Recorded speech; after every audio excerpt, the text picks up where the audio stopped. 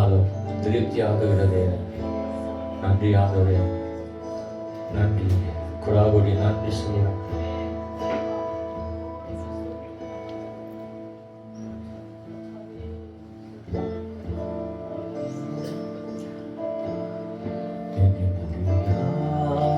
அதிசயங்கள் என் வாழ்வில் செய்பவரே, என் முடியாத அற்புதங்கள் என் வாழ்வில் செய்பவரே, என் முடியாத அதிசயங்கள் என் வாழ்வில் செய்பவரே, என் முடியாத அற்புதங்கள் என் வாழ்வில் செய்பவரே. கோடி கோடி நன்றி சொன்னாலும் உமக்கு ஈடாகுமோ? கோடி கோடி நன்றி சொன்னாலும் ஈடாகுமோ? கோடி கோடி நன்றி சொன்னாலும் உமக்கு ஈடாகுமோ? கோடி கோடி நன்றி சொன்னாலும் என் வாழ்நாள் ஈடாகுமோ? ஏற்ற வேளையிலும் வாக்கு தந்து என்னை சோர்ந்திடாமல் காத்துவே, என்னை பாடுவே. சோர்ந்திட்ட வேளையிலும் கிருபை தந்து என்னை விழுந்திடாமல் சுமந்தை போற்றி பாடுவே. ஏற்ற வேளையிலும் வாக்கு தந்து என்னை சோர்ந்திடாமல் காத்துவே, என்னை பாடுவே. சோர்ந்திட்ட வேளையிலும் கிருபை தந்து என்னை விழுந்திடாமல் சுமந்தை போற்றி பாடுவே. காத்தீரையா உங்கள் வார்த்தைகளால் நடத்துகிறீரையா.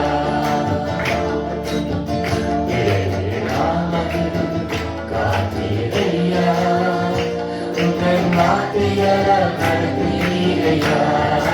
கோடி கோடி நன்றி சொன்னாலும் உமக்கு ஈடாகுமோ? கோடி கோடி நன்றி சொன்னாலும்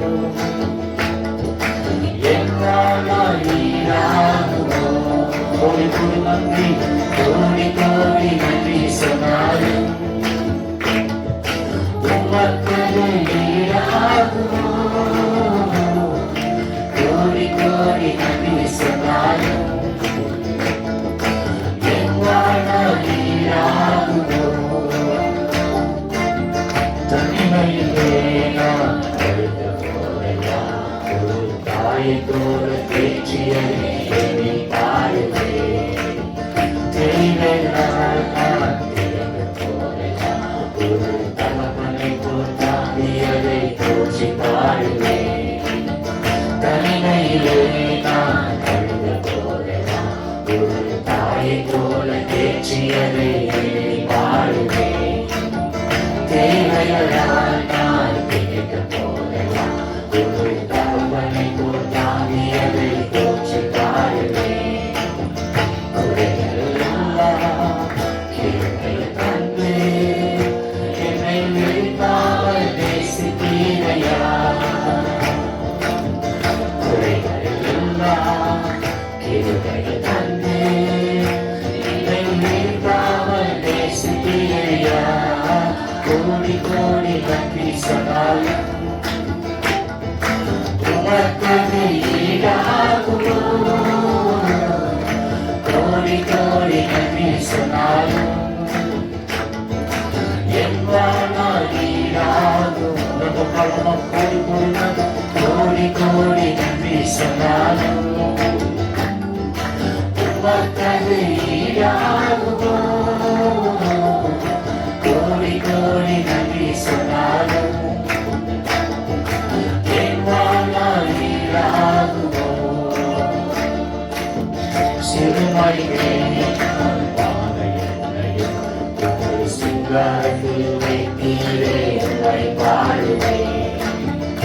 அலங்கோலமாக இருந்த என் வாழ்க்கையை அலங்காரமாக மாற்றியதை போற்றி பாடுவேன். சிறுமைகளையும் கொண்டு சிங்காரத்தில் வைத்தீரே உம்மை பாடுவேன். அலங்கோலமாக இருந்த என் வாழ்க்கையை அலங்காரமாக மாற்றியதை போற்றி பாடுவேன்.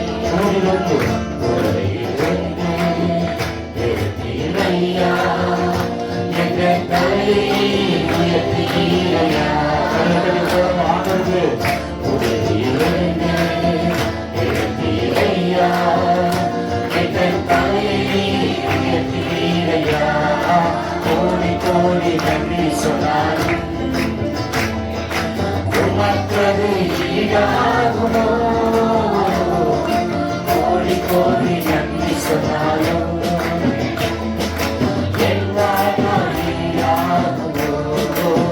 கோடி கோடி நன்றி சொன்னாலும் உமக்கது ஈடாகுமோ? கோடி கோடி நன்றி சொன்னாலும் ஈடாகுமோ? கோடி கோடி நன்றி சொன்னாலும் உமக்கது ஈடாகுமோ? கோடி கோடி நன்றி சொன்னாலும்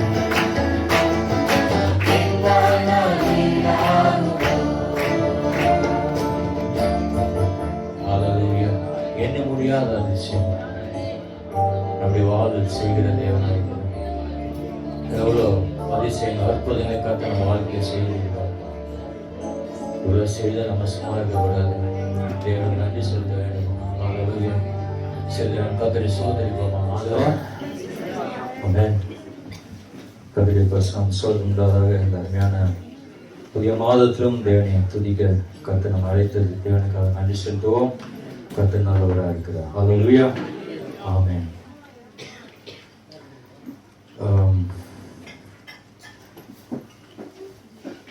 நம்முடைய கிளை சபைகளில் இந்த நாட்களில் விபிஎஸ் மினிஸ்ட்ரி நடந்து கொண்டிருக்கிறது. கிட்டத்தட்ட 1000 பிள்ளைகள் வராங்க. எவ்வளோ பேர்? ஆமாம், 10 சபை இருந்தால் என்ன செய்வாங்க? ஒரு சபையிலும் 200 பேர், 150 பேர். ஆகவே இவர்கள் தேவைகளை சந்திக்கும்படி நீங்கள் அதிகமாக ஜெபிங்க. ஆனால் எல்லாருக்குமே என்ன வாங்கணும்? பரிசு, டீச்சர்ஸ், வாலண்டியர்ஸ் கிட்டத்தட்ட 60,000 rupees அவங்க ஒருவரும் நாம் அதை செலவை நாம் மீட் பண்ணிட்டு வரோம். ஜெபித்து விசுவாசத்தோடு அது ஊழியங்கள் வளர வளர நமக்கு ஃபைனான்ஷியல் பெரிய சேலஞ்சாகவும் இருக்கும். ஆமென். ஸோ கர்த்தர் அதை மீட் பண்ணதுக்காக அதை ஜெபித்துக்கொள்ள கர்த்தர் ஆசீர்வதிப்பார். ஆமென். இந்த நாளிலும் தேவனுடைய வார்த்தையை நாம் பார்ப்போமாக. யோகோட வாழ்க்கையில் சில காரியங்கள். எத்தனை பேர் யோக புஸ்தகத்தை நீங்கள் படிச்சிருக்கீங்க? முழுசா நிறைய செய்தியும் கேட்டிருக்கோம் இல்லையா யோக பற்றி. ஸோ யோகோட வாழ்க்கையில் முக்கியமான சில காரியங்கள் நடந்துருக்குது. நம்ம வாழ்க்கையிலும் அப்படிதான். இக்கட்டுகள் இல்லையா? இக்கட்டுகள், நெருக்கடிகள் நிறைய இருக்குது இல்லையா?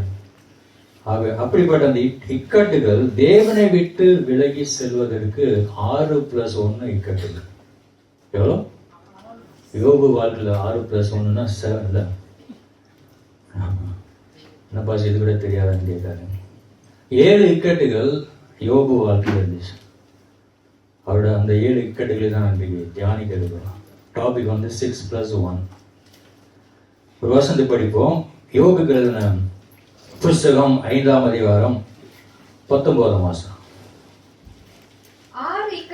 6 இக்கட்டுகளுக்கு உம்மை நீங்களாக்குவார், 7ஆவதிலும் பொல்லாப்பு உம்மை தொடாது. இக்கட்டுகள், நெருக்கங்கள் மனிதனுக்கு அவசியம் தேவையா இல்லையா? ஒரே ஒருத்தர் தலையாட்டினதுலாம் கத்திர சொல்றேன். அதெல்லாம் வேணாம் பாஸ், எனக்கு ஆண்டு நல்லா ஆசீர்வதிக்கணும், கம்ஃபர்டபுளா இருக்கணும், கேட்கறதுலாம் ஆண்டு எனக்கு கொடுக்கணும், அப்படிதான் எல்லாரும் எதிர்பார்க்கறாங்க. ஆனா இக்கட்டுகளும் நெருக்கங்களும் மனிதனுக்கு நிச்சயமா அவசியம் வேணும். ஆமென். தாவீது சொல்றார்ல, அவர் நெருக்கப்பட்ட நேரத்திலும் கர்த்தர் அவனை திடப்படுத்துகிறார். ஆமென். பத்திரத்துல குழியில உன்னை நான் கண்டேன்றார். அவ இக்கட்டுகள் நமக்கு அவசியம் தேவை. இயேசு கிறிஸ்துவை ஏற்றுக்கொண்டோன்னே இக்கட்டுகள்லாம் வராது, பிரச்சனையே வராதுன்னு உபதேசம் பண்ற மக்களும் இருக்கிறாங்க. ஞானஸ்தானம் எடுத்துக்கோ, கடன் பிரச்சனை எல்லாம் தீந்துடும் அப்படி ஏதாவது பைபிள்ல போட்டிருக்கா? இல்லையே. இயேசு சொல்ற அந்த உலகத்துல உங்களுக்கு என்ன உண்டு? உபத்திரம்.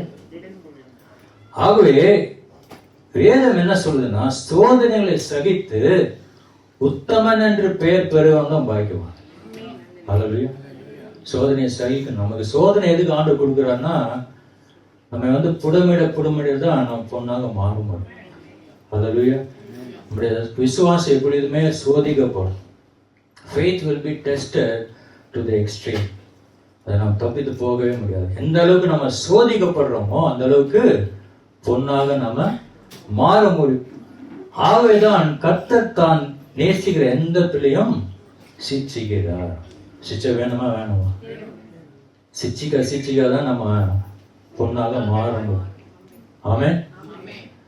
இக்கட்டுகள் நெருக்கங்கள் விசுவாசிகள் உண்டாகும் போது, ஆண்டவரே இதுதான் எனக்கு வரும், ஏன் இப்படி சோதிக்கிறீர, எனக்கே இது இப்படி நேரிடணும், இதெல்லாம் யோசிக்க கூடாது. ஒரு நல்ல வசனம் இருக்கு, அவருடைய தீர்மானத்தின்படியே அழைக்கப்பட்ட அவருக்கு அன்பு கூறுவதற்கு சகலமும் நன்மைக்கு ஏதுவாங்க. ஆமென். தீர்மானம் பண்ணிட்டார், நம்ம நேசிக்கிறார், கைவிடுவாரா என்ன? அல்லேலூயா. இவ்வளவு நாள் நடத்தி வந்தாரு, இனிமேலும் நடத்தி போவார். அல்லேலூயா. ஆனால் அன்றையும் தேவ பக்தியா வாழ நினைக்கிற யாவரும் துன்பப்படுவார்கள். அப்ப இக்கட்டுகள் எல்லாருக்கும் உண்டு, அவசியம் தேவை. தேவ பக்தியா வாழ்ந்தாலும் என்ன இருக்கு? துன்பம் உண்டு. ஆகவே தான் தேவன் தம்மை நம்பினவர்கள் எப்பக்கத்தில் நெருக்கப்பட்டாலும் சோர்ந்து போகாதபடிக்கு என்பதை தேவன் அறிந்திருக்கிறபடியால் பிசாசினிடத்துல தேவன் சவால் விடுகிறார். யாரு விடுறாரு? யோபு. பிசாசு தேவனோட பிரச்சனத்துல வர ஆண்டவர் பிசாசை பார்த்து கேட்கிறார். என்ன கேட்டாரு? எங்க வந்த? அவன் என்ன சொன்னான்? உலகமெல்லாம் சுத்திட்டு, உலகம் சுற்றுமா வாழ்க்கை, யாரை விழுங்கலாமோ என்று உங்களை என்ன செய்யறான்? சாத்தான் வகை வகையா தேடுறான். அதான் உலகெல்லாம் சுத்திட்டு வரான். அதான் ஆண்டுக்கு எங்க வந்த? அப்ப ஆண்டர் சொல்றாரு, பிசாசுக்கு சொந்தமான உலகத்துல தமக்கு ஒரு தாசன் இருப்பதை கர்த்தர் அங்க அறிவிக்கிறார். நான் சாத்தானுக்கு ஒரு பிளான் வச்சிருக்கோம், அந்த தாசனை தூஷிக்க வேண்டும், அது மூலமாக தேவன் நாமம் தூஷிக்கப்பட வேண்டும் என்று சாத்தான் ஒரு பிளான் வைக்கிறான். பாருங்க, ஒரு மனுஷனோட வாழ்க்கையில ஆசீர்வதிக்கும் பொழுது ஆண்டவர் அவனுக்குள்ள 7 விதமான சுவாபங்கள் இருக்கு. எவ்வளவு? யோபு வாழ்க்கையில அப்படி, நம்ம வாழ்க்கையில எவ்வளவு சுவாபம் இருக்கும் தெரியல, அது உங்களுக்கு தான் தெரியும், ஆண்டவருக்கு தெரியும். 7 அந்த சுவாபங்களை வைத்தே பிசாசு கிரியை செய்வோம். அதெல்லாம் வீக்னஸ், நம்ம வீக் பாயிண்ட் சாத்தானுக்கு. கோபம் இல்லையா, முன்கோபம், எரிச்சல், பொறாமை, கசப்பு, மன்னிக்க முடியாத ஆவிகள், ரெக்கன்சைல் பண்ண முடியாத ஒரு சில காரியங்கள், இதெல்லாம் சுவாபம். இப்படிப்பட்ட சுவாபங்களை வைத்தே சாத்தான் என்ன செய்வான்? நல்லா கிரியை செய்வான். அதனாலதான் ஆண்டவர் சொல்றாரு, பிசாசுக்கு இடம் கொடாது. முதலாவது தேவனுக்கு கீழ்ப்படியுங்கள், பிசாசுக்கு எதிர்த்து நிறுங்கள், அப்பொழுதுதான் சாத்தான் அவங்களை விட்டு ஓடி போவான். சாத்தானுக்கு இடம் கொடுத்துட்டு பிசாசு சோதிக்கிறான் பிரதர் அப்படி சொல்லக்கூடாது. பைக் ஸ்டார்ட் பண்ணாட்டி பிசாசு சோதிக்கிறான் இல்லையா? பஸ் கரெக்டா நேரத்துக்கு வராட்டி சாத்தான் சோதிக்கிறான். எல்லாருக்குமே சாத்தான் மேல படி. பிசாசு பிரதர் சொல்லி பிசாச பிரதராவே ஆக்கிக்கணும், பக்கத்துல வச்சுப்பான். வாங்க பிரதர், பிசாசு என்ன செய்யணுமா? எதிர்த்து நிற்கணும், இல்லைன்னா போக மாட்டான். அல்லேலூயா. இயேசு பாருங்க, லூக்கா எழுதின சுவிசேஷத்துல 4ஆம் அதிகாரத்துல இயேசு 40 நாள் என்ன செய்யறாரு? வனாந்தரத்துல உபவாசம் பண்றாரு. Day and night was fasting without drinking even water. தண்ணி கூட குடியும், வெறும் எச்சை மாட்டு முழுங்கிட்டு 40 நாள். எப்படி இருக்கும் பாருங்க வாழ்க்கை. நம்ம உபவாசம் எப்படி?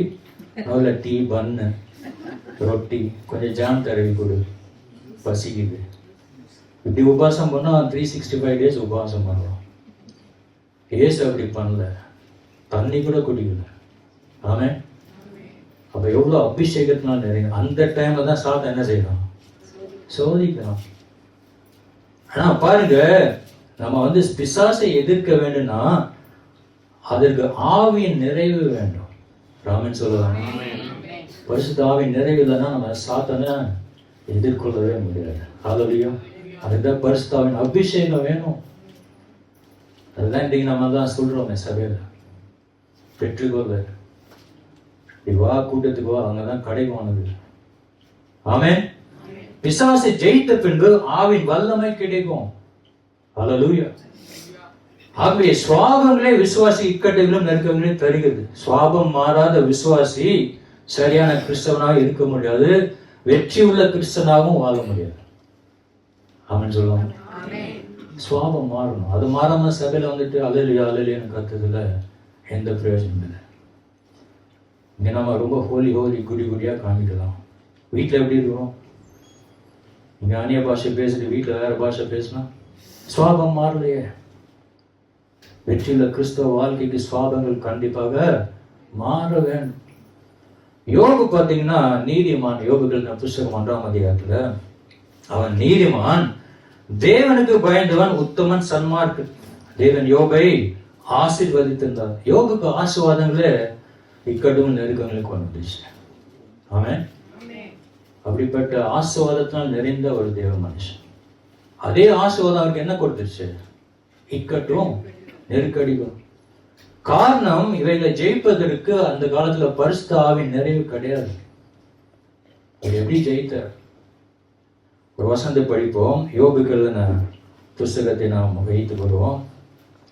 1ஆம் அதிகாரம் 3ஆம் வசனத்துல அந்த கடைசி பகுதியை மாத்திரம் வாசிங்க சிஸ்டர். அதனால் அந்த மனுஷன் கிழக்கத்தி புத்திரர் எல்லாரிலும் பெரியவனாய் இருந்தான். யோபு கிழக்கத்தி புத்திரர் எல்லாரிலும் பெரியவனாய் இருந்தான். சர்வ வல்ல தேவன் யோபோடு இருந்தாரு. அவருடைய பிள்ளைகள்லாம் அவரை சுற்றி இருந்தாங்க. ஒலிவ மர கன்றுகளை போல இருப்பார்கள் என்று யோபு நினைத்தான்.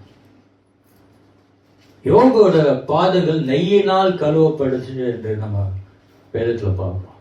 கண்மலையிலிருந்து எண்ணெய் கொண்டு வரப்பட்டுச்சு. யோபு பட்டணத்து வாசல தன் ஆசனத்தை போட்டு உட்காரும் பொழுது வாழ்வுகளும் பயப்படுவாங்க. அமைதியா ஓரமா போய் நின்றுப்பாங்க, பேச மாட்டாங்க. பெரியவர்கள்லாம் பேசிட்டு இருப்பாங்க, பெரியவர்கள்லாம் எந்திரிச்சு நிற்பாங்க. அப்படி யோபுக்கு மரியாதை செலுத்தினவர்கள். பிரபுக்கள் எல்லாம் பேசிட்டு இருப்பாங்க. யோபை பார்த்தோன்னே கையெடுத்து வாயில மூடிப்பாங்க, பொத்திப்பாங்க. பெரியவர் வராது. இப்படி சீரும் சிறப்புமாக வாழ்ந்த யோபு மனிதனுக்கு கண்ணி வேடு என்ன தெரியுமா? அவனோட புகழ்ச்சி தான். அவனோட புகழ்ச்சி, பேரும் புகழும் நமக்கு தேவையில்லை. ஹல்லேலூயா. இயேசு ஒருத்தர் இருந்தா போதும். நீங்க புகழ்ச்சினால எவ்வளவு பரிசுத்தவான்கள் இன்றைக்கு விழுந்திருக்கிறார், எவ்வளவு விசுவாசிகள் இன்றைக்கு பேரும் புகழ்ச்சினால பின்மாற்றத்துல போயிருக்கிறார். புகழ்ச்சி முதலாவது இக்கட்டு இந்த புகழ்ச்சி தான். இந்த புகழ்ச்சி யோபுவை தேவனை விட்டு விலகக்கூடும் என்று எண்ணி யோபு தன்னை தாழ்த்தும்படி தேவனிடத்தில் மன்றாடுகிறார். தேவன் அவனை மட்டம் தட்டினார். யோபு பார்த்தீங்கன்னா அந்த வாழ்க்கையில அந்த அதிகாரத்துல வாசிக்கும் பொழுது யோபுவோட ஃப்ரெண்ட்ஸ் எல்லாம் பரிகாசம் பண்ணாங்க. சொந்தக்காரங்கெல்லாம் அவளை விலகி விட்டு ஓடிட்டாங்க. சிநேகிதர்கள் மறந்து போயிட்டாங்க. வேலைக்காரர்கள் எல்லாம் அவரை அந்நியர்களாக எண்ணினார். வேலைக்காரர் இடத்துல யோபு கெஞ்ச வேண்டிய நிலைமை வந்துருச்சு. செல்வந்தனாக இருந்தவர் யோபு. அவருடைய சுவாசம் வேதம் சொல்லுது, அவருடைய சுவாசம் அவருடைய மனைவிக்கு வேறு மாதிரி இருந்துச்சாம். எப்படி? மனைவியும் தள்ளி வச்சிட்டாங்க. இந்த சூழல்ல ஒரு நல்ல வசனம் யோபு எழுதின புஸ்தகம் 13ஆம் அதிகாரம் 12ஆம் வசனத்தை படிங்க. யோபு 13:12. உங்கள் பெயரை நினைக்க பண்ணும் அடையாளங்கள் சாம்பலுக்கு சரியாகவும் உங்கள் மேட்டிமைகள் சேற்று குவியல்களுக்கு சமானம். பாத்தீங்களா? பெயரை நினைக்க பண்ணும் அடையாளங்கள் சாம்பலுக்கு சரியாகவும் மேட்டிமைகள் சேற்று குவியல்களுக்கு சமமாக போயிற்று. இந்த சூழ்நிலை யோபு என்ன சொன்னார் தெரியுமா? அவர் என்னை கொன்று போட்டாலும் அவர் மேலே நான் நம்பிக்கை. அவன் சொல்லுவான். இப்படி நம்ம சொல்லுவோமா? யோபு எவ்வளவு இழந்திருக்காரு. இப்படிப்பட்ட இக்கட்டுல இருந்து கர்த்தர் அவனை விடுவித்தார். இது முதலாவது இக்கட்டு. 6+1 முதல் இக்கட்டு கர்த்தர் விடுவிக்கிறார். ஆமென். இரண்டாவது பார்க்கிறோம் யோபுக்கு எழுதின புஸ்தகத்துல 1ஆம் அதிகாரத்துல 2ஆம் வசனம். அவனுக்கு 7 குமாரரும் 7 குமாரரும் 3 குமாரத்திகள் இருந்தார்கள். 10 பேர் வீட்டுல. பிள்ளைகள்லாம் நல்ல கடைசி காலத்துல யோபா காப்பாத்துவாங்கன்னு அவர் நினைச்சிருப்பார் இல்லையா? கர்த்தரை விட்டு விலகிறதுக்கு 7 காரியங்கள். முதலாவது பெயர் பிரஸ்தாபம், ரெண்டாவது பிள்ளைகளை நம்புதல். நம்பக்கூடாதுன்னு சொல்லல, ஆனா நமக்குன்னு என்ன செய்யணும்? சில பாதுகாப்பு வச்சுக்கிறது நல்லது. பெற்றோர்கள். ஆமென். யோபு பாருங்க, அப்படித்தான் நம்பணும். கடைசி காலத்தில் நமக்கு சோறு போடுவாங்க, பரிமாறுவார்கள் அப்படின்னு நினைச்சிருப்பார். அவருக்கு தனக்கு என்ன பண்ண, அந்த பிள்ளையை நன்றாக வளர்த்திருப்பார், செல்லம் கொடுத்து தேவையானதில் சேர்த்து வச்சிருப்பார், சம்பாதித்து இல்லையா? ஆஸ்தியில கொடுக்கணும். பிள்ளைகளுக்கு என்ன செய்யணும்? சமமா பிரிச்சு கொடுக்கணும். பெற்றோர் ஒருவேளை உங்ககிட்ட ப்ராப்பர்ட்டி இருந்துச்சுன்னா பிள்ளைகளுக்கு எப்படி கொடுக்கணும்? ஆமா, எல்லாருக்கும் பையனுக்கே தள்ளக்கூடாது. சில பேர் அப்படி பண்ணுவாங்க. தாயின் தகப்பனை என்ன செய்யணுமா பிள்ளைகள்? சொல்லுங்களேன். கனம் பண்ணணும். இன்னைக்கு அப்படி இல்லையே. எவ்வளவு பெற்றோர்களை தெருவில் விட்டுருக்காங்க. எவ்வளவு பிள்ளைகள் அனாதை ஆசிரமத்துல போய் விட்டுருவாங்க. பிள்ளைகளை நம்பக்கூடாதுன்னு சொல்லல. அவங்களுக்கு செய்ய வேண்டியது காரியம் பெற்றோர்கள் இருந்த கடமை செஞ்சுதான் ஆகணும். இன்றைக்கே சேர்த்து வைக்கணும். பணமோ நகையோ கொஞ்சம் கொஞ்சமா. அதுதான் ஃபியூச்சர்ல என்ன செய்ய முடியும்? திருமணம் நடத்த முடியும்.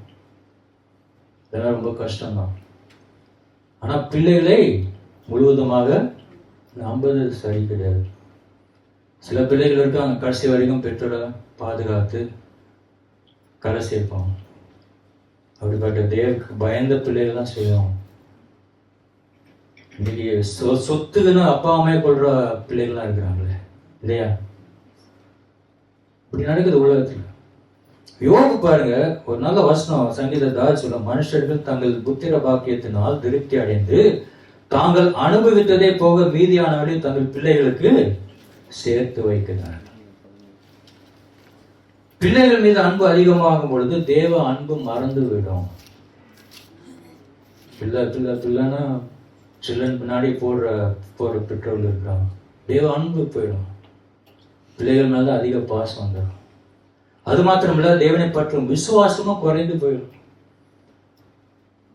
அந்த பிள்ளைகளுக்காக அதையும் இதையும் செய்யணும்னு நேரத்தை செலவிடுறோமோ தவிர தேவனோட பிரசனத்திற்காக நம்ம நேரத்தை கொடுக்கறதே இல்லையே. அப்படிப்பட்ட காலம் வந்துடுச்சு. இந்த ஜெனரேஷன் அப்படிதான் இருக்குது. ஆகவே இந்த தேவனை விட்டு பிரித்து, இது தேவனை விட்டு பிரித்து விடும் இக்கட்டான ஒரு பாசம் அப்படின்னு சொல்லலாம். எனவேதான் கர்த்தர் இந்த இக்கட்டுல இருந்து விடுவிக்கும்படி யோபை அந்த இக்கட்டுல இருந்து பிள்ளைகள் எல்லாம் எடுத்துட்டாரு. எல்லா பிள்ளைகளும் என்ன ஆயிடுச்சு? செத்து போயிடுச்சு. நமக்கு இந்த நிலைமை ஏற்பட்டு என்ன செய்வோம்? ஏன் ஆண்டவரே அப்பா அம்மா எடுத்துட்டு, ஏன் கணவனை எடுத்துட்டு, ஏன் மனைவி எடுத்துட்டு என்று புலம்புவோம். தேவனை காட்டிலும் பிள்ளையை நம்பினாலும், தேவனை காட்டிலும் பிள்ளையை அதிகமாக நேசித்தாலும், தேவனுக்காக கொடுப்பதை காட்டிலும் பிள்ளைகளுக்கு என்று அதிகமாக சேர்த்து வைக்க ஆரம்பித்தாலும் அவைகளை அனுபவிக்க கூடாமல் போன எத்தனை குடும்பங்கள் இன்றைக்கு. ஜம்மு காஷ்மீர் அவங்களுக்கு தெரியுங்களா? ஒரு வாரம் கூட ஆகல, 6 நாள் தான். நியூலி மேரிட் கப்பல். ஹஸ்பண்ட் டெட் பாடியை கடுக்கிறாரு, பக்கத்தில் ஒய்ஃப் அழுது கொண்டிருக்கான். போன வாரம் நியூஸ் பார்த்தேன். மகளும் தாயும் அந்த மகளுக்கு கல்யாணத்துக்கு நகை வாங்கிட்டு திரும்பும் பொழுது ஸ்கூட்டர்ல லாரி அடிச்சு 2 பேர். அவங்க யாருக்காக? ஆகவே கர்த்தர் கொடுத்தார், கர்த்தர் எடுத்துக்கொண்டார். யார் சொன்னா? ஒப்பாரி வைக்கவே இல்லை. இது 2வது இக்கட்ல இருந்து கர்த்தர் யோபை விடுவித்தார். எல்லாம் கருத்து தாங்க கொடுத்தாரு. உங்ககிட்ட யார் இருக்கிறதுல யார் கொடுத்தாரு? நான் கேட்கறதுனால சொல்றேங்க இல்லையா? விசுவாசம் வரணும். இட்ஸ் மை ஹார்ட் ஏர்ன் மணின்னு சொல்லக்கூடாது. அஃப்கோர்ஸ் நம்ம கர்த்தர் அந்த ஒர்க்கை கொடுத்துருக்காரு தான். ஆனால் தேவன் வழி வாசலை தருகிறார். ஆமென். ஆகவே மூன்றாவது, இது ரெண்டாவது விக்கெட்லேருந்து கர்த்தர் யோபை விடுவிக்கிறார். முதலாவது பார்த்தோம் பேர் பிரஸ்தாபம், ரெண்டாவது பிள்ளைகளை நம்புதல், மூன்றாவது வந்து ஆஸ்தி. பார்த்தீங்கன்னா 3ஆம் வசனத்தை படிப்போம்.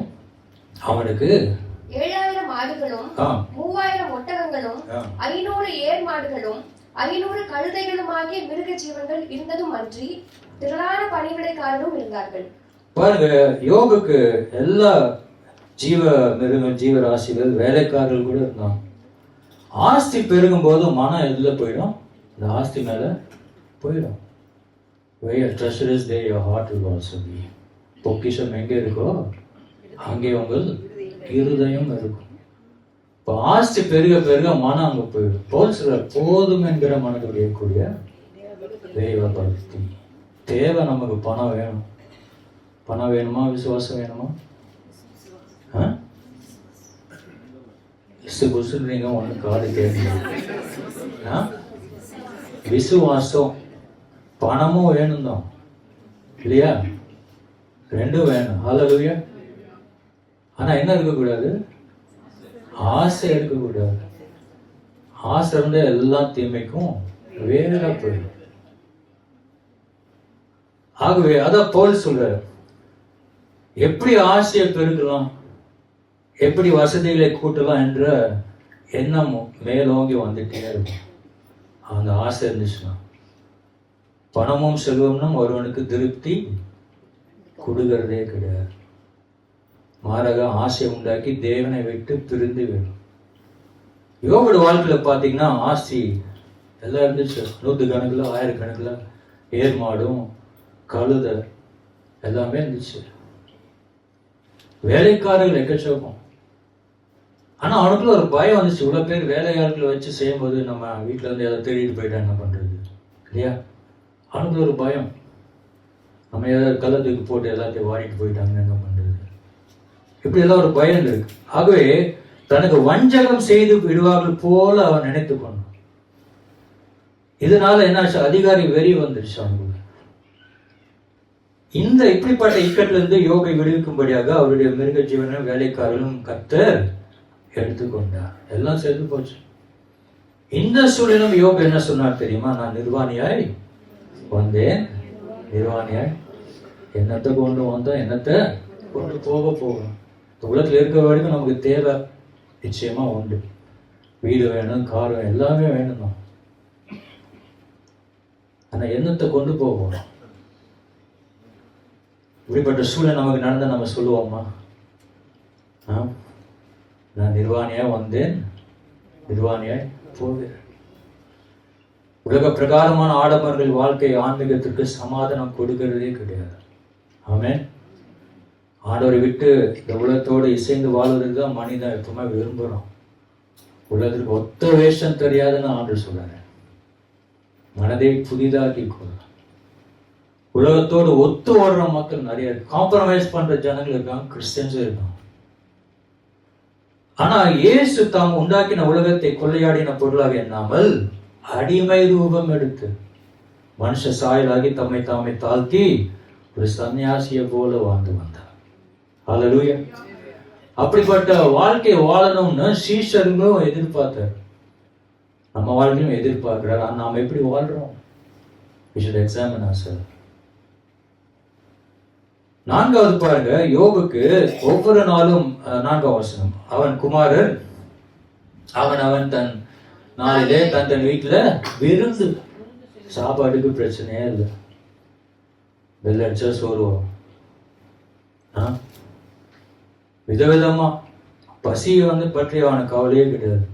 சுகபோகமான வாழ்க்கை. 4வது இக்கட்டு சுகபோகமான வாழ்க்கை. பிரச்சனையே இல்லை சாப்பாடு. ரிச் மேன் லாஸ்டரஸ் ஓமை உங்களுக்கு தெரியும் இல்லையா? இந்த ஐஸ்வர்யவான் மரித்த ஐஸ்வரன் நரகத்துல வேதனைப்பட்டான். ஆண்டவர் கூட ஒருத்தனை பற்றி ஒரு ஊமை சொல்றாரு. நிலம் ஏராளமாய் விழுந்ததை கண்ட ஒருவன் தன் களஞ்சியத்தை இடித்து கட்டி தன் ஆத்துமாவை நோக்கி புசித்து இளைப்பாரி திருப்தியா இரு. இவனை பார்த்து ஆண்டவர் என்ன சொன்னாரு? மதிகேடனே, ஃபூல், இன்றைக்கு உன் ஜீவன் போனால் நீ நித்தியத்தை எங்க காண்ப? நீங்க அப்படித்தானே? இதுதான் லைஃப், இதுதான் life. should enjoy worldly pleasures, should enjoy life in sin. இப்படியெல்லாம். ஆனா மதிகேடனேன்றார் ஆண்டவர். இன்றைக்கு உன் ஜீவன் போனால் நித்தியத்தை எங்க நீ கழிப்பாய்? சோதம் குமார மக்கள் கடைசியில் அக்கினிக்கு இரையானது. சுகபோகமான வாழ்க்கை, பாவமான ஒரு வாழ்க்கை. ஆகவே நல்ல ஒரு வசனம் இருக்கு. நீ வலதுபுறத்தில் பட்சித்தாலும், மீகாக்கு எழுதின புஸ்தகம் 6ஆம் அதிகாரம் 14ஆம் வசனம், நீ புசித்தும் திருப்தி அடையாது இருப்பாய். ஏசாயா 9:20 பார்க்கிறோம். வலதுபுறத்தில் பட்சித்தாலும் பசித்திருப்பார்கள், இடதுபுறத்தில் நின்றாலும் திருப்தி அடையார்கள். பிரசங்க 5:10 பார்க்கிறோம். பணப்பிரியன் பணத்தினால் திருப்தி அடைவதில்லை, செல்வப்பிரியன் செல்வத்தினால் திருப்தி அடைவதில்லை. ஆனால் ஆண்டவர் நமக்கு ஒரு வாக்கு கொடுக்கிறார். எரேமியா 31:14, என் ஜனங்கள் நான் அளிக்கும் நன்மையால் திருப்தி அடைவார்கள். ஹல்லேலூயா. அவர் அளிக்கிற நன்மை 100% திருப்தி. People are not satisfied in this world. திருமணமானா கூட சாட்டிஸ்ஃபைடு இல்லை. எது இருந்தாலும் சாட்டிஸ்ஃபேக்ஷனு இல்லை மனுஷனுக்கு. ஆகவே இந்த இடத்துல பார்க்கும் பொழுது Bible says the kingdom of God is not a matter of drinking or eating. It is righteousness, peace and joy, the Holy Ghost. புசிப்பும் குடிப்பும் தேவனுடைய ராஜ்யம் அல்ல. வானத்திலிருந்து மன்னாவை புசித்தவர்கள் மரித்தார்கள். ஆனால் தேவனுடைய மன்னாவாகிய வார்த்தை எனும் அப்பத்தை புசிக்கிறார் நித்திய ஜீவன் அடைந்தார். அதிலேயே சொல்லாம இருக்கீங்களா? எல்லாம் தூங்கிட்டீங்க. ஆமென். தேவனுடைய வார்த்தையை நம்ம புசிக்க வேணும். ஆகவே புசிப்பும் குடிப்பும் விக்கிரக ஆராதனை என்று பவுல் சொல்றார் 1 கொரிந்தியர் 10:7 வசனத்துல. இப்படிப்பட்ட இக்கட்டுகள் நமக்கு நேரிட்டால் நாம் அதை கர்த்தருடைய ஆசீர்வாதம் என்று எண்ணாமல் அவைகளை குப்பை என்று எண்ணி மெய்யான போஜனமாகிய ஜீவ வசன ஆகாரத்தை நாம் புசிக்க வேண்டும். அல்லேலூயா.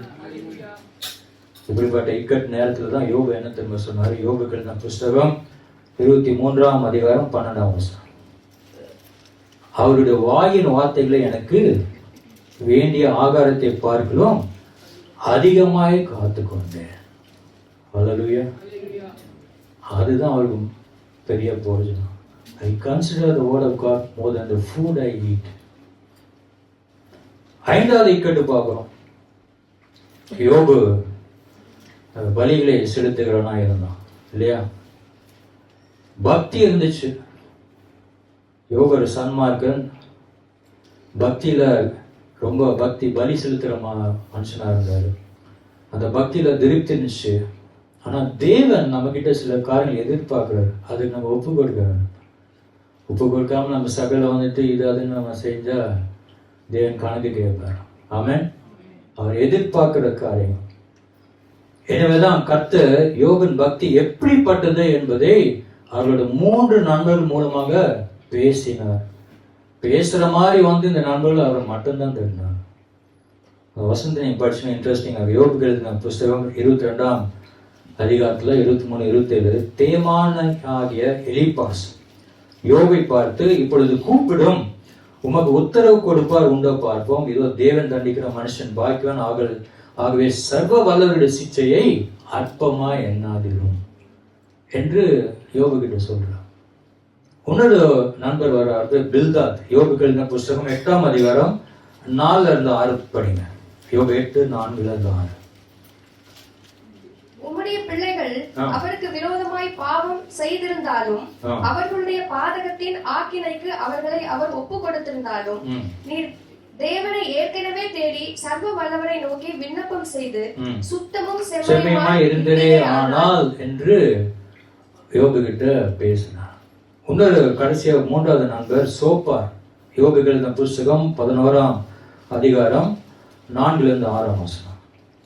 என் சொல் சுத்தம் என்றும் நான் தேவரீருடைய பார்வைக்கு துப்பரவானவன் என்றும் நீர் சொல்லுகிறீர்.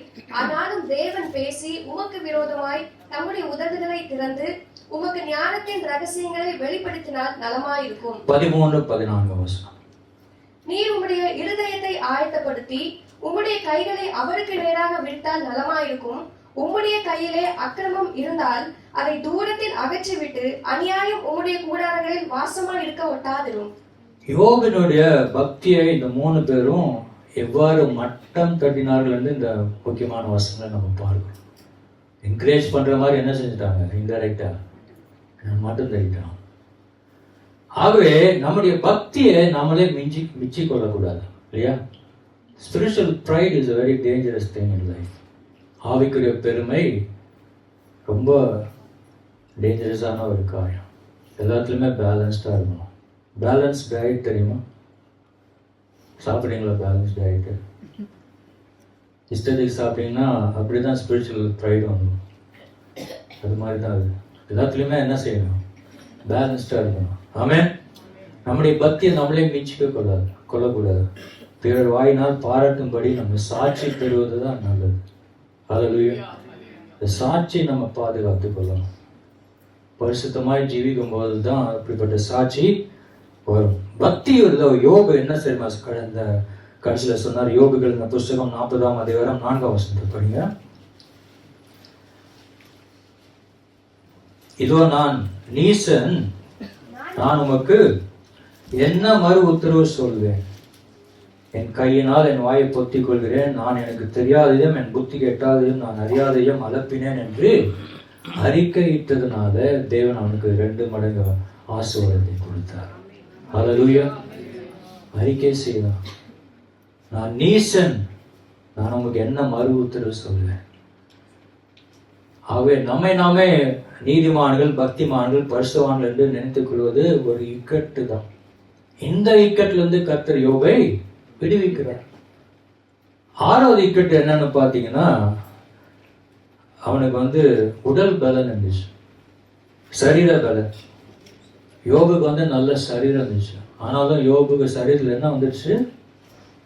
சிறங்கு, கொப்பளம் எல்லாம் அப்படியே ரத்தம்லாம் வடியுது. நாய் புண்ணை நாக்கிட்டு ஓடு எடுத்து சொரிந்து கொண்டிருந்தான்.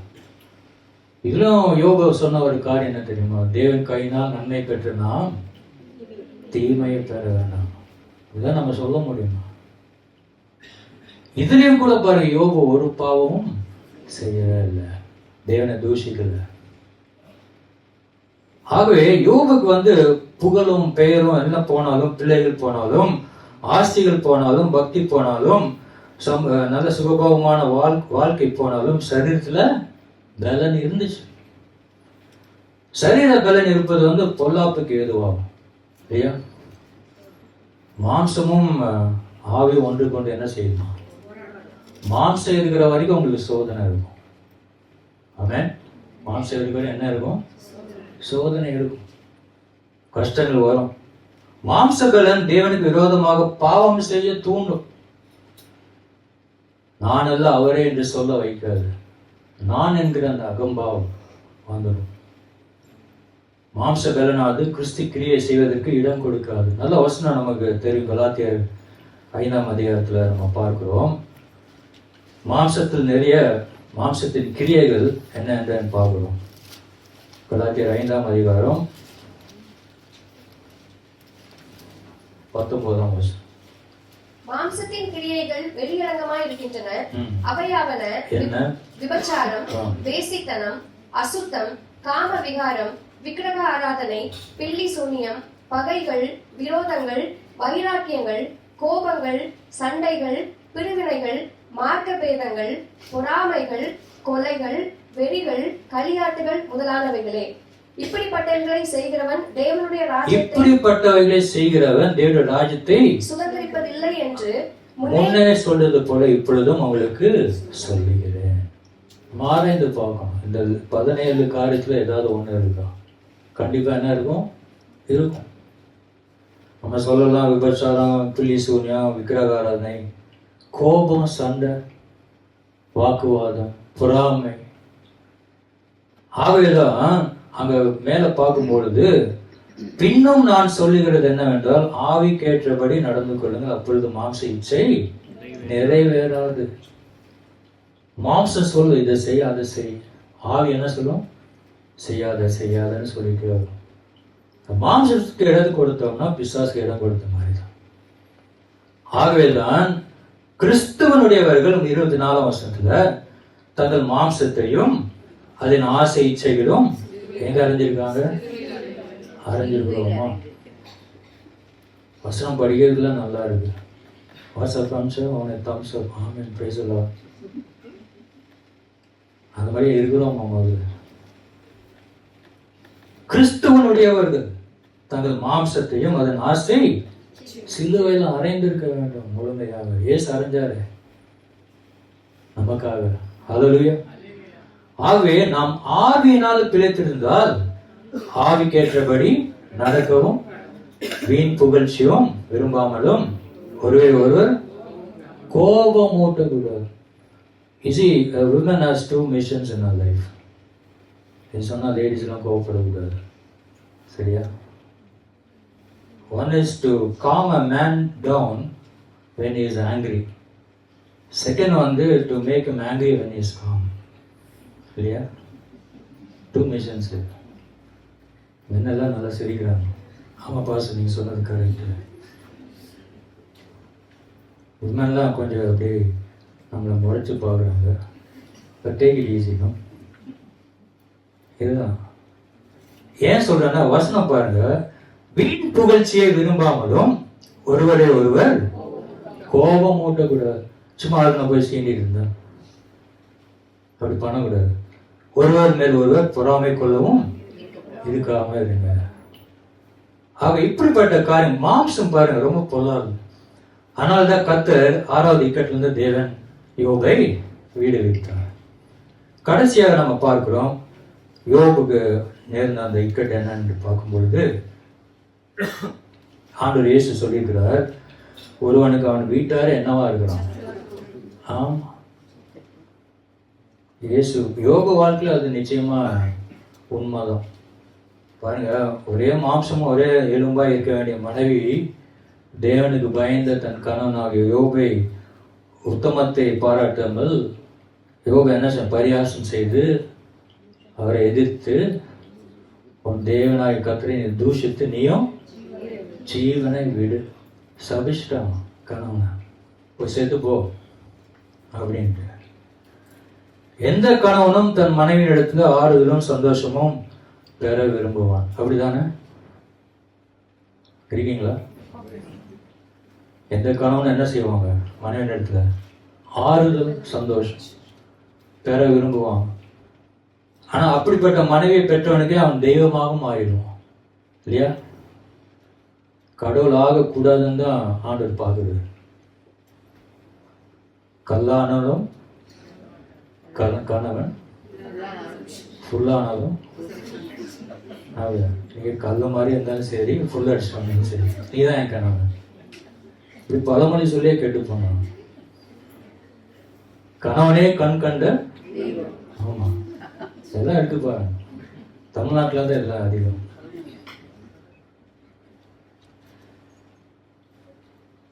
அலுவலகத்தில் பார்த்தீங்கன்னா ஆஃபீஸ் போயிட்டு வருவார் ஹஸ்பண்ட், இல்லையா? நிறைய பிரச்சனை இருக்கும், ஸ்ட்ரெஸ் இருக்கும். Not only man, women also do the same. அப்படி பிரச்சனை கஷ்டங்கள் வரும் பொழுது மனைவிடத்தில் வந்து அதெல்லாம் சொல்லி ஆறுதல் பெற விரும்புவோம், இல்லையா? நல்ல மனைவி என்ன செய்வாங்க? அந்த நிலைமையை புரிஞ்சு அவர்கிட்ட நல்லா பேசி சமாதானப்படுத்தி நல்லா உற்சாகப்படுத்தி, அதே தான் மனைவி. ஆனால் இருவரும் கடவுளாயிடக்கூடாது. ஆமென். இயேசுவோடு தான் is centre of the Lord in our life. Amen. You know what is the difference? I mean, not the difference. What is the meaning of complete and the definition of finished? If you marry a good wife, your life will be complete. If you marry a bad wife, your life will be finished. If you love a wife too much, you are completely finished. But too much love will kill you. யாரை நேசிக்கணும்? கணவன் அன்பு மேல அன்பு கூர்ந்தா சொல்றாரு. கணவன் மனைவி மேல அதை விட அதிகமா யார் மேல அன்பு கூர்ந்தார்? இயேசுவையே அன்பு. ஹல்லேலூயா. யோபு தன் மனைவியிடம் ரொம்ப மதிப்பு வச்சிருந்தார். அவர் தூசித்தாலும் சபிச்சாலும் மனைவி மேல ரொம்ப அன்பு, ரெஸ்பெக்ட்லாம் கொடுத்திருந்தார். எங்க தன்னை விட்டு மனைவிடம் அந்த அதிக அன்பு செலுத்தி விடுவானோ என்று எண்ணி கர்த்தர் அந்த இக்கட்டிலிருந்து பிரித்து விட்டார். நல்ல வசனம் படிங்க. யோபுகளின் புஸ்தகம் 19ஆம் அதிகாரம் 17ஆம் வசனம். என் சுவாசம் என் மனைவிக்கு வேறுபட்டிருக்கிறோம். வேறு மாதிரி இருந்துச்சு, அதாவது அருவருப்பாயிற்று என்று யோபு சொல்லும் அளவுக்கு அவருடைய மனைவி அவளை வெறுக்கும்படி கர்த்தர் செய்தார். முடிவில் யோபு கர்த்தரையே நம்பினார். ராமன் சொல்றாங்க, 7 விக்கெட்டு, குடும்பமே போயிடுச்சு, சொத்து சோகம் எல்லாம் போயிடுச்சு, சரீர பலனும் போயிடுச்சு. ஆனா யாரை நம்பி இருந்தார் யோபு? ஹல்லேலூயா. அப்படிப்பட்ட விசுவாசம் நமக்குள்ள வரணும். ஆண்டவர்கிட்ட வேண்டிக்கணும். ஆமென். சாத்தான் கையில பிடிச்சி கொடுத்துட்டாரு ஆண்டவர். கொல்லாத, ஆனா என்ன வேணாலும் சரி. யோபு ஆண்டவரே இதெல்லாம் நமக்கு முடியாதுன்னு தப்பிச்சு ஓடல, பின்மாற்றத்தில் விழுந்துடல, மரணம் பயந்த விசுவாசத்திலே நிலைத்து நின்றார். ஹல்லேலூயா. ஆகவே அதனால்தான் ரெட்டிப்பான ஆசீர்வாதம் யோபுக்கு, எல்லாமே டபுள் போர்ஷன் வந்துச்சு. இப்போ நாம் 7 காரியங்கள் பார்த்துருக்கோம். பேர் பிரஸ்தாபம், பிள்ளைகளை நம்புதல், ஆஸ்தி, சுகபோகமான வாழ்க்கை, பக்தி, சுயநீதி, சன்மார்க்க வாழ்க்கை, அடுத்தது சரீர பலன், மனைவி, கணவன். இந்த 7ல் ஆண்டவரை நம்புறோமா இல்லை இந்த 7 காரியத்தை நம்புறோமா? அதுதான் கேள்வி. நம்ம ஆராய்ந்து பார்க்கணும் இந்த விசுவாசம் எப்படிப்பட்டது. அப்படி நம்பி வாழ்ந்தால் தேவன் இந்த 6 இக்கட்டுகளுக்கும் 7வது புல்லாப்புக்கும் நம்மை விடுவிப்பார். ராமன் சொல்லலாம். ஹல்லேலூயா. கர்த்தர் நல்லவர். அந்த வசனத்தை நாம் படிப்போமாக. 5ஆம் அதிகாரம் 13ஆம் வசனத்தை படிப்போம். 19ஆம் வசனம். 6 இக்கட்டுகளுக்கும் உம்மை நீங்களாக்குவார், 7வதிலும் பொல்லாப்பு உம்மை தொடாது. எப்போ தொடாதுன்னா அவர் மேல எப்பொழுதுமே நம்பிக்கை. மனுஷன் மேல் நம்பிக்கை வைப்பது பார்க்கலாம் கர்த்தர் மேல் பிரியமாய் இருப்பது நல்லது. கட்டில முடிச்சது போமா. ஹல்லேலூயா. கர்த்தர் நல்லவர்.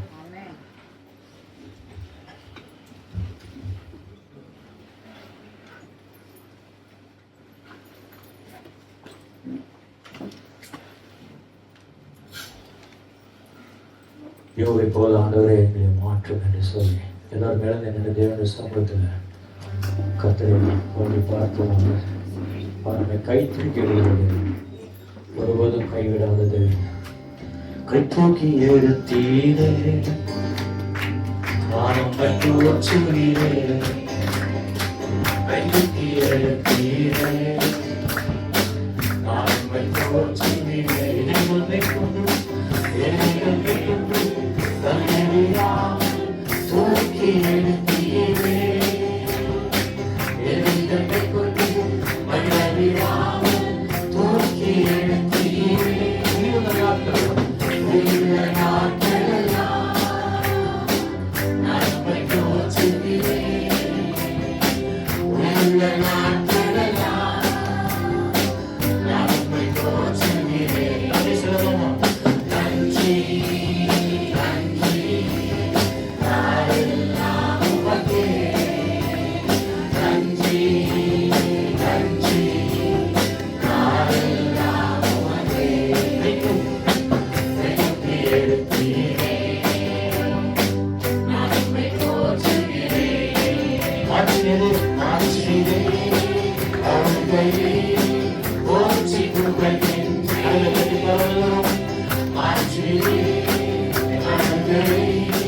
போற்றி புகழ்கின்றேன்.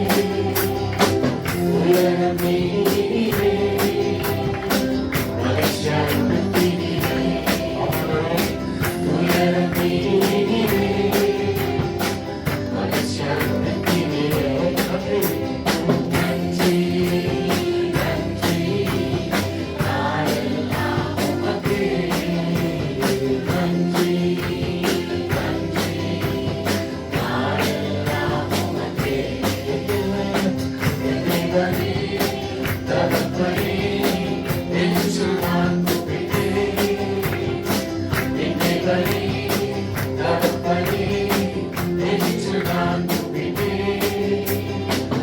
என்னை குணமாக்கி சாதவனாய் கட்டி என்னை குணமாக்கி சாதவனாய் நன்றி நன்றி நாளெல்லாம் உமக்கே நன்றி நன்றி நாளெல்லாம் உமக்கே நன்றியே தீரே நான் உம்மை போற்றுகிறேன்.